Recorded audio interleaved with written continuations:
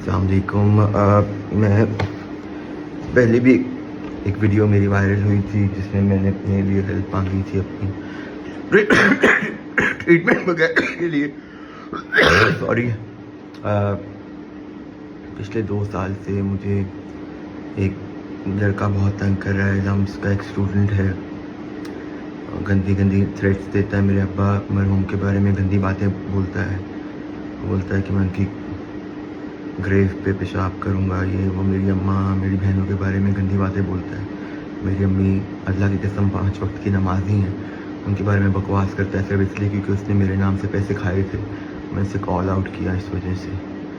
میں ابھی اس کنڈیشن میں نہیں ہوں کہ میں فزیکلی جا کے اس چیز کو رپورٹ کر سکوں یا کچھ بھی, اور ابھی میری حالت بہت خراب ہے. میں نے لوگوں کے ساتھ ابھی شیئر نہیں کیا کہ کرنٹلی میں کس کنڈیشن میں ہوں, بٹ ابھی مجھے یہ شیئر کرنا پڑے گا کیونکہ ابھی میری بہت ہی بری حالت ہے.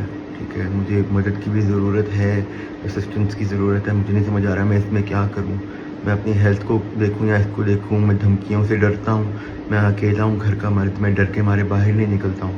ٹھیک ہے, میں کیا کروں. میں اپنی ٹریٹمنٹ کو دیکھوں کیا کروں. مجھے لوگ بولتے ہیں شاید زخم جھوٹے ہیں یہ وہ. اس لیے میں آج دوبارہ آپ کو دکھا رہا ہوں کہ میری ابھی اللہ پاک کی قسم یہ آج کی ڈیٹ, آج 2 دسمبر 2024 ہے. یہ آج کا دن میں میری جو کنڈیشن ہے میں آپ کو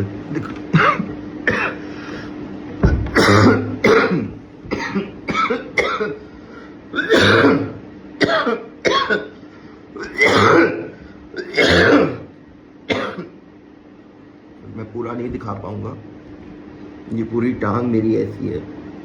ٹھیک ہے, میں اس ٹانگ پہ وزن نہیں ڈال سکتا ہوں. اس کے باوجود مجھے تھریٹ کیا جا رہا ہے اور مجھے نہیں سمجھ آ رہی میں کیا کروں, کیونکہ میرا بہت ہی I am reaching a breaking point اور اب مجھے نہیں پتا مجھے کیا کرنا چاہیے. کوئی لوگ میرے زخم کو جھوٹا کہہ دیتے ہیں, کوئی بولتا ہے شاید پیسے کھانا چاہتا ہے, جبکہ میں لوگوں سے زکوٰۃ مانگی تھی. بٹ اب میں تنگ آ گیا ہوں ان سب چیزوں سے, اور اگر اس بات کا کوئی حل نہیں ہے تو پھر مجھے سمجھ نہیں آ رہا میں کیا کروں.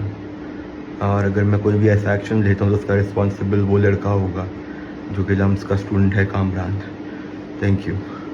کامران ساکرانی, اور سندھی انفلوئنشل فیملی سے اور بلا وجہ تنگ کر رہے ہیں مجھے.